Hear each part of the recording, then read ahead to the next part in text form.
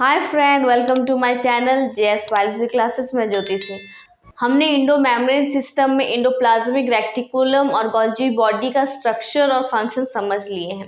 आज हम जो एक दो ऑर्गेनेलीज के नाम पढ़ेंगे, फंक्शंस जानेंगे जो कि गोल्जी बॉडी के द्वारा मॉडिफिकेशन और पैकेजिंग के वक्त बना है। तो आज हम लाइजोसोम्स के बारे में पढ़ेंगे। लाइजोसोम्स जो है, लाइजोसोम का मतलब है ये किसी चीज को डाइजेस्ट करना।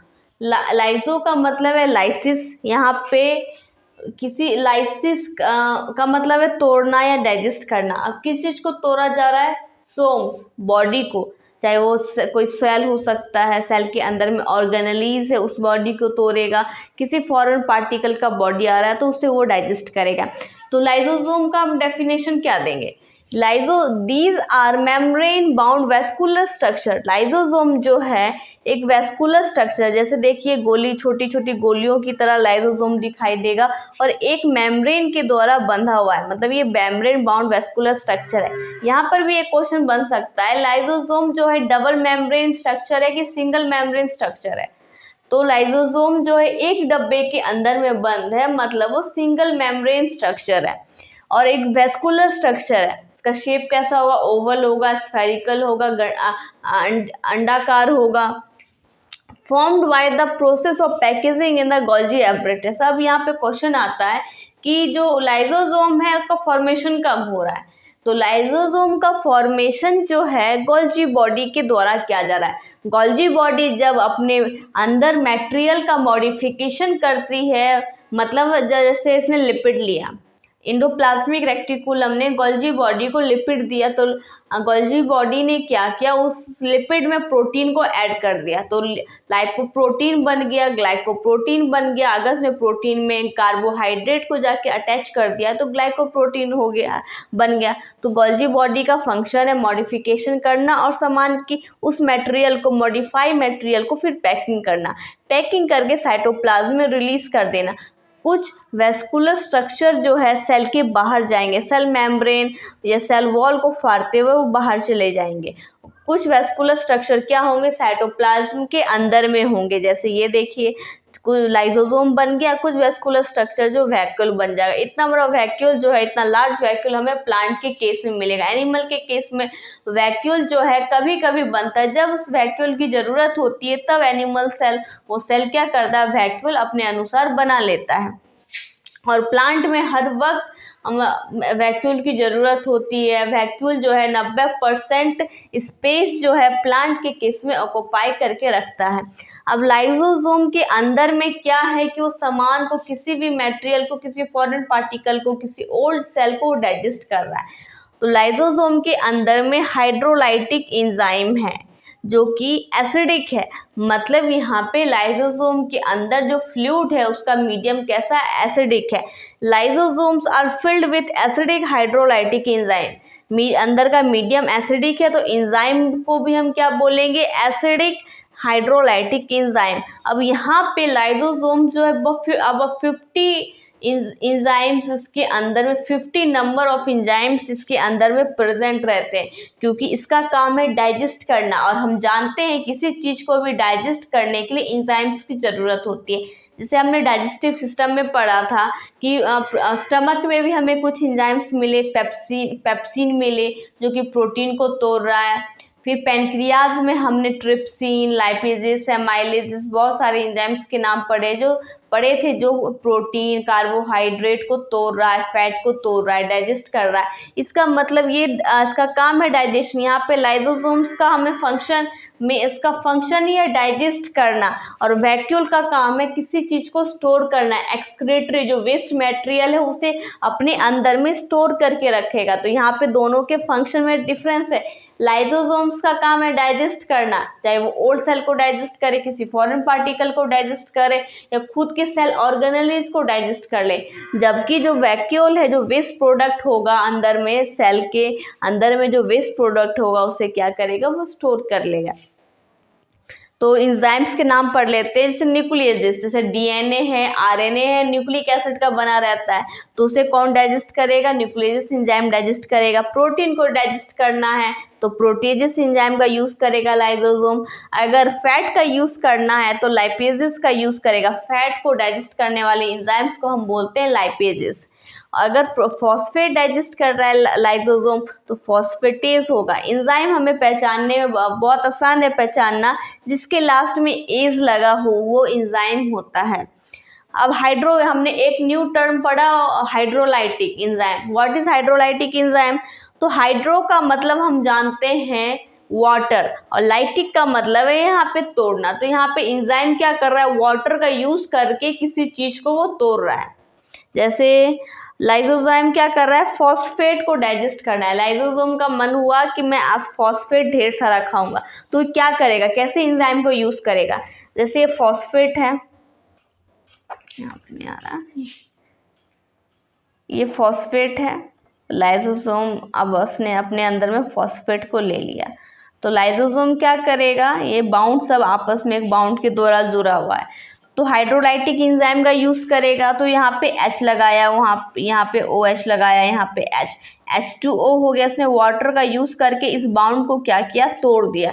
तो हाइड्रोलाइटिक एंजाइम का मतलब है वैसे एंजाइम जो वाटर का यूज करके किसी बाउंड को तोड़ते हैं। तो हमारे बॉडी में जहाँ जहाँ डाइजेस्ट हो रहा है वहाँ पे सब हाइड्रोलाइटिक एंजाइम का ही हमारा बॉडी, हमारा सेल यूज करता है। तो यहाँ पे 2-3 क्वेश्चन यहाँ पे बन सकते हैं। ये लाइसोसोम का मीडियम कैसा? एसिडिक मीडियम है। लाइसोसोम्स में जो एंजाइम्स पाए जा रहे हैं वो हाइड्रोलाइटिक एंजाइम है। जब यहाँ पे अगर देखिए, जो साइटोप्लाज्म सेल के अंदर का मीडियम, मतलब साइटोप्लाज्म का मीडियम जो होता है न्यूट्रल होता है। ये साइटोप्लाज्म है, इसका मीडियम होगा न्यूट्रल, मतलब इसका पीएच है 7।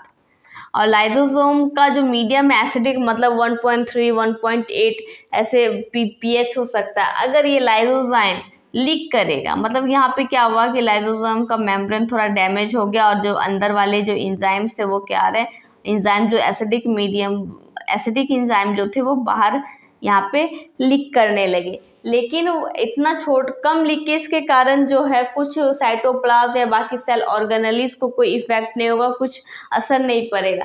लेकिन मानिए अगर ढेर सारे लाइसोजाइम्स क्या हो गए? ब्रस्ट हो गए, ढेर सारे लाइसोजाइम वो फट गए, तो उनके अंदर का जो मीडियम है जो एसिडिक एंजाइम जो है वो साइटोप्लाज्म में क्या करेंगे? आ जाएंगे।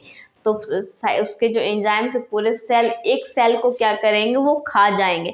इसलिए लाइसोसोम्स को बोला जाता है सुसाइडल बैग, आत्महत्या की थैली बोली जाती है, कि लाइसोसोम्स ने क्या किया है? अपने आप को खत्म कर लिया, अपने आप सेल मेम्ब्रेन को फाड़ लिया, फट गया, जिसके कारण अंदर वाली एंजाइम जो एसिडिक एंजाइम वो साइटोप्लाज्म में बिखर गए, उसने खुद के सेल को खा लिया। तो इसका मतलब है लाइसोसोम्स का काम है डाइजेस्ट करना। अगर कोई सेल पुराना हो रहा है उसे भी डाइजेस्ट कर लेगा, क्योंकि इसके अंदर वाली जो मीडियम है, उसके जो फ्लूइड का मीडियम वो एसिडिक है, और कोई भी एसिडिक चीज जो है उससे आसान होता है किसी चीज को डाइजेस्ट करना। अब हम टाइप्स ऑफ लाइसोसोम्स पढ़ेंगे। यहाँ पे हम दो टर्म पढ़ेंगे, प्राइमरी लाइसोसोम्स और सेकेंडरी लाइसोसोम्स। ये सुन घबराने वाली बात नहीं है कि प्राइमरी अब सेकेंडरी क्या है।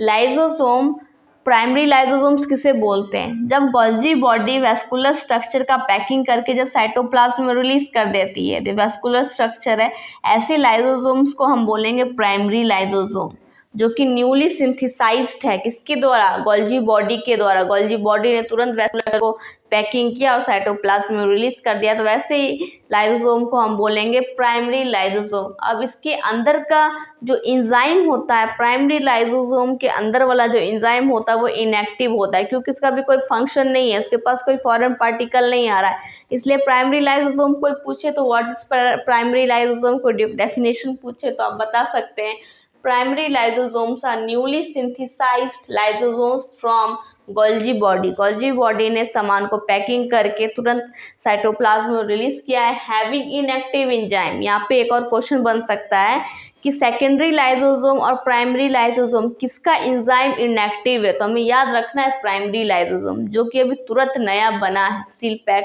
गोल्जी बॉडी मटेरियल को सील पैक किया और साइटोप्लाज्म में रिलीज कर दिया, वैसे एंजाइम को हम बोलेंगे प्राइमरी लाइसोसोम। अब यहाँ पे दूसरा लाइसोसोम आ रहा है सेकेंडरी, तो उसकी डेफिनेशन क्या बोलेंगे हम, these lysosomes formed by the fusion of primary lysosome. जब प्राइमरी लाइसोसोम जो है किसी फॉरेन पार्टिकल से, किसी सेल ऑर्गेनेली से जब फ्यूज कर जाएगा, तो उस वक्त जो लाइसोसोम बनेगा उसे हम बोलेंगे सेकेंडरी लाइसोसोम। अब यहाँ पे हम समझते हैं, देखिए ये सेल है, सेल में क्या हुआ, ये लाइसोसोम है, यहाँ पे इसके बगल में माइटोकॉन्ड्रिया है। माइटोकॉन्ड्रिया के बारे में हम जानते हैं कि इसका काम है रेस्पिरेशन करना। रेस्पिरेशन में ये एटीपी का फॉर्मेशन करता है, इसलिए माइटोकॉन्ड्रिया को बोलते हैं power house of the cell.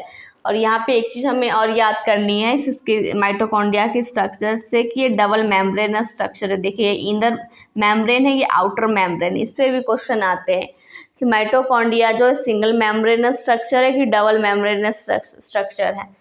अब ये क्या करेगा, ये जो माइटोकॉन्ड्रिया है ये बूढ़ा हो चुका है, ओल्ड माइटोकॉन्ड्रिया हो चुका, अब ये फंक्शन करना नहीं चाहता, ये आराम करना चाहता है। तो इस माइटोकॉन्ड्रिया ने क्या बोला लाइसोसोम को कि तुम मुझे जो है ना डाइजेस्ट कर लो। तो ये लाइसोसोम क्या करेगा, इस माइटोकॉन्ड्रिया के साथ जाके फ्यूज कर जाएगा। अब जैसे ही फ्यूज करेगा तो ये लाइसोसोम है, लाइसोसोम के अंदर में क्या आ जाएगा, माइटोकॉन्ड्रिया। और माइटोकॉन्ड्रिया क्या, लाइसोसोम का जो एंजाइम है हाइड्रोलाइटिक एंजाइम जो है इस माइटोकॉन्ड्रिया को डाइजेस्ट कर देगा, और डाइजेस्ट करके जो भी न्यूट्रिशन होगा वो सेल में दे देगा, जो सेल में चला गया न्यूट्रिशन। अब इस लाइसोसोम्स के अंदर में अब क्या हो गया, माइटोकॉन्ड्रिया को पचा के जो भी सामान, जो भी रेसिड्यूल बचा हुआ है पच के माइटोकॉन्ड्रिया को उसे डाइजेस्ट करके जो फालतू चीज़ बच गया है, अब उसे क्या करेगा, वो लाइसोसोम क्या करेगा, सेल मेम्ब्रेन को फाड़ते हुए बाहर चला जाएगा। ये लाइसोसोम ही है। ये वाला लाइसोसोम जो है सेकेंडरी लाइसोसोम बन गया। अब ये जो है प्राइमरी लाइसोसोम है, जो कि गोल्जी बॉडी के द्वारा न्यूली सिंथेसाइज्ड लाइसोसोम को हम प्राइमरी लाइसोसोम बोलेंगे। जब यही प्राइमरी लाइसोसोम किसी सेल ऑर्गेनेलीज को डाइजेस्ट करना चाहेगा, उसके साथ फ्यूज करके उस सेल ऑर्गेनेलीज को क्या करेगा, अपने अंदर ले लेगा, तो ऐसे लाइसोसोम को हम बोलेंगे सेकेंडरी लाइसोसोम। तो ये लाइसोसोम क्या हो गया, सेकेंडरी लाइसोसोम हो गया। जब ये सेकेंडरी लाइसोसोम माइटोकॉन्ड्रिया को क्या करेगा, डाइजेस्ट कर लेगा और उसकी जो न्यूट्रिशन थी वो सेल को दे देगा। अब इस लाइसोसोम के अंदर में रेसिड्यूल बचा है, रेसिड्यूल का मतलब कुछ वेस्ट, जो सामान डाइजेस्ट करके बच गया था, वैसे बॉडीज़ को या मटेरियल को रेसिड्यूल बोलेंगे हम। तो ये लाइसोसोम के अंदर में कुछ बचा हुआ है, मटेरियल बचा हुआ है जो डाइजेस्ट करके लाइसोसोम के अंदर रह गया, ऐसे लाइसोसोम को हम बोलेंगे टर्शरी लाइसोसोम। और ये टर्शरी लाइसोसोम क्या करेगा, सेल मेम्ब्रेन को फाड़ते हुए बाहर चला जाएगा, क्योंकि इस टर्शरी लाइसोसोम का जो है सेल को कोई यूज़ नहीं है, सेल के पास इस लाइसोसोम का कोई यूज़ नहीं है। तो यहाँ पे हमने 3 लाइसोसोम्स के बारे में पढ़ा। प्राइमरी लाइसोसोम, ये तीनों में हमें डिफरेंस समझना बहुत ज़रूरी है। प्राइमरी लाइसोसोम जो है गोल्जी बॉडी के द्वारा न्यूली सिंथेसाइज्ड लाइसोसोम को बोलेंगे। जब प्राइमरी लाइसोसोम किसी सेल ऑर्गेनेलीज के साथ या किसी फॉरेन पार्टिकल के साथ जब वो फ्यूज कर जाएगा, तो वैसे लाइसोसोम को बोलेंगे सेकेंडरी लाइसोसोम।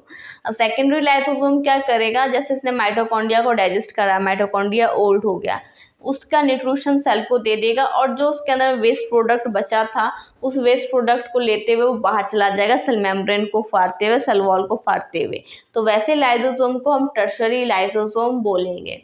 जैसे देखिए यहाँ पे फिगर बनाया है WBC का, WBC का काम हम जानते हैं कि हमें डिफेंस, हमें फॉरेन पार्टिकल से, डिजीज कॉजिंग मैट्री पार्टिकल से हमें बचाता है, डिजीज कॉजिंग बैक्टीरिया से हमें बचाएगा।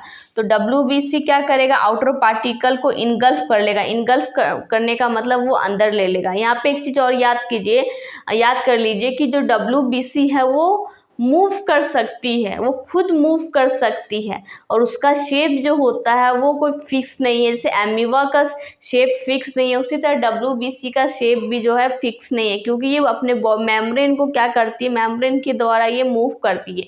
जबकि RBC, आप बोलेंगे RBC भी मूव करती है, लेकिन जो RBC जो सेल है, रेड ब्लड सेल है, वो हमारे प्लाज्मा में वो तैरती है, जैसे नदी में ये तैर रही है RBC। लेकिन WBC खुद मूव करती है। RBC तैर रही है, लेकिन WBC अपने मेम्ब्रेन का यूज करके खुद चल रही है। तो WBC जो है क्या करेगी, ये मूव कर सकती है, तो इसका मतलब ये अपने मेम्ब्रेन को भी एक्सटेंड कर सकती है, बढ़ा सकती है। तो अपने मेम्ब्रेन को बढ़ाते हुए क्या करेगी, फॉरेन पार्टिकल को अंदर कर लेगी, इनगल्फ कर लेगी। अब WBC के अंदर में लाइसोसोम बैठा देख रहा है कि WBC जो है एक फॉरेन पार्टिकल को लेते आ रही है जो कि डिजीज कॉज करेगा।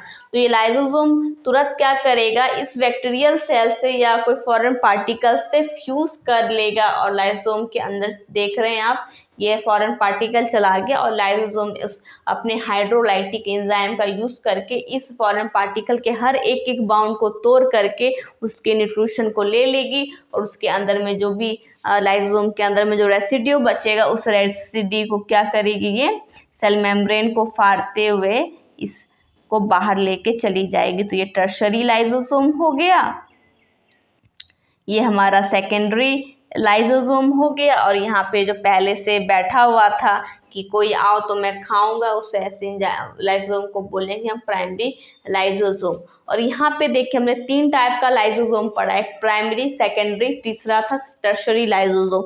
यहाँ पे चौथा लाइसोसोम भी होता है जो कि खुद के सेल ऑर्गेनेलिज को खाता है। जैसे ये लाइसोसोम है, लाइसोसोम ने क्या किया, माइटोकॉन्ड्रिया है, सेल के अंदर में माइटोकॉन्ड्रिया प्रेजेंट है ना, उसने खुद के सेल ऑर्गेनेलिज को खा लिया, क्योंकि दोनों क्या है, साइटोप्लाज्म में है, तो सब दोस्त है। तो लाइसोसोम ने खुद के सेल ऑर्गेनेलिज को खा के उसे डाइजेस्ट कर लिया, और उसके न्यूट्रिशन को सेल को दे दिया, और जो रेसिड्यू बचा हुआ था उसे बाहर भेज दिया। तो यहाँ पे जो है 4th टाइप का लाइसोसोम भी प्रेजेंट है, उसे हम बोलेंगे ऑटोफेजिक लाइसोसोम। यहाँ पे 4th टाइप का लाइसोसोम भी प्रेजेंट होता है, जिसे हम बोलेंगे ऑटोफेजिक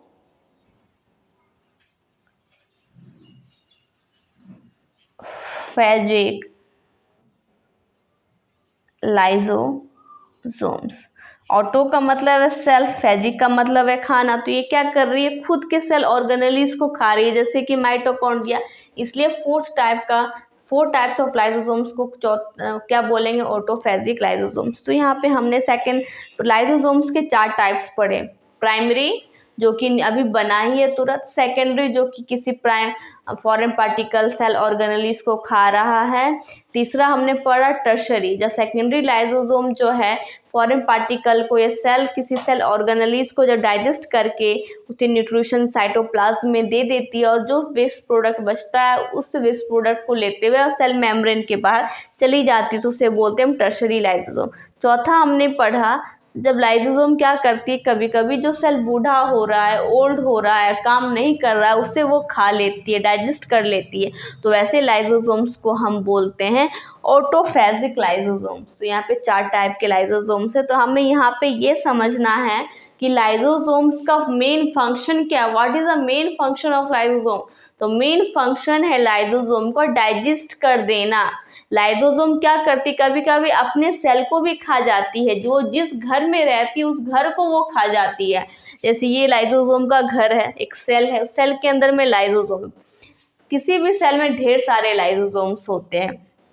तो ये सेल बूढ़ा हो गया, अभी सेल क्या डैमेज हो गया, मानो डैमेज हो गया, बूढ़ा हो गया, तो अब वो अगर बूढ़ा हो रहा है, वो मर जाएगा सेल, तो हमारे बॉडी के लिए तो खराब है। तो लाइसोसोम वो अब तैयार है उस सेल को खाने के लिए, जो ओल्ड सेल है। उस ओल्ड सेल ने बोला लाइसोसोम मुझे तुम डाइजेस्ट कर जाओ, क्योंकि मैं ओल्ड हो रहा हूँ, मेरे सारे फंक्शन जो इनएक्टिव हो रहे हैं, तो लाइसोसोम क्या करेगा, एक अपने आप को ब्रस्ट कर लेगा। मतलब अगर एक लाइसोसोम ब्रस्ट होगा तो सेल पे कोई असर नहीं पड़ेगा, तो ढेर सारे लाइसोसोम क्या कर जाते हैं, ब्रस्ट कर जाते हैं, फट जाते हैं। और लाइसोसोम्स के अंदर में जो एंजाइम्स प्रेजेंट है, कैसे एंजाइम्स प्रेजेंट है, एसिटिक हाइड्रोलाइटिक एंजाइम प्रेजेंट है, वो एंजाइम क्या करेंगे, ब्रस्ट करके एक पूरे सेल को वो क्या कर लेता है, डाइजेस्ट कर जाता है। इसलिए हम लाइसोसोम्स को बोलते हैं सुसाइडल बैग। क्या बोलते हैं,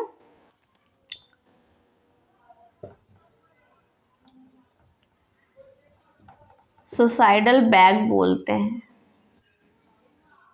क्योंकि आत्महत्या की थैली बोलते हैं, क्योंकि लाइसोसोम्स जो है अपने घर को ही खा जाता है, अपने आप को वो नष्ट कर लेता है, ब्रस्ट कर लेता है, फट जाता है और सेल को खा जाता है। इसलिए इसे सुसाइडल बैग, आत्महत्या की थैली बोलते हैं। और यहाँ पे वैक्यूल बच गया। वैक्यूल का जो एक को बस मेन फंक्शन है एक्सक्रीटरी प्रोडक्ट को स्टोर करना। वैक्यूल जो एनिमल के केस में जो है ज़्यादा नहीं पाया जाता, स्मॉल पाया जाता है, लेकिन प्लांट के केस में जो है वैक्यूल बहुत बड़ा पाया जाता है। 90% लाइजो वैक्यूल क्या करता है, प्लांट का स्पेस वो ऑक्यूपाई करके रखता है। तो वैक्यूल क्या करेगा, जो भी प्लांट सेल के अंदर में वेस्ट प्रोडक्ट है, एक्सक्रीटरी प्रोडक्ट है, वो स्टोरेज कर लेगा। तो मेन फंक्शन है इसका स्टोरेज करना वैक्यूल का। लाइसोसोम का मेन फंक्शन है डाइजेस्ट करना। वैक्यूल कभी कभी करती है सेल की साइज को भी बढ़ाने में हेल्प करती है। वैक्यूल क्या करेगी, बाहर से वाटर को अपने अंदर लेगी, अपने अंदर एब्जॉर्ब करके अपने साइज को बढ़ाएगी। अगर वैक्यूल का साइज बढ़ रहा है तो सेल मेम्ब्रेन है, सेल मेम्ब्रेन का भी साइज बढ़ेगा। जैसे देखिए यहाँ पे समझना है हमें, ये मानिए वैक्यूल है, क्या है वैक्यूल, वैक्यूल ने क्या किया, बाहर से वाटर को एब्जॉर्ब कर लिया, बाहर से वाटर को एब्जॉर्ब कर लिया। ये वैक्यूल जैसे वाटर अंदर जाएगा तो ये वैक्यूल क्या होगा, पहले वाले साइज से ये थोड़ा बड़ा हो जाएगा, थोड़ा लार्ज हो जाएगा। और वैक्यूल के बगल में क्या है, बाहर में हम जानते हैं क्या प्रेजेंट रहता है, सेल मेम्ब्रेन और सेल वॉल। ये प्लांट के केस में होता है सेल मेम्ब्रेन, सेल वॉल। जैसे वैक्यूल बड़ा होगा ये सेल मेम्ब्रेन पे क्या करेगा, फोर्स देगा, तो सेल मेम्ब्रेन भी बड़ा होगा। तो वैक्यूल जो है कभी कभी सेल के साइज को बढ़ाने में भी हेल्प करती है। तो आज का वीडियो आपको कैसा लगा कमेंट में लिख के भेजिए। अभी तक आपने मेरे चैनल को सब्सक्राइब नहीं किया तो सब्सक्राइब करें, like comment and share. Thank you.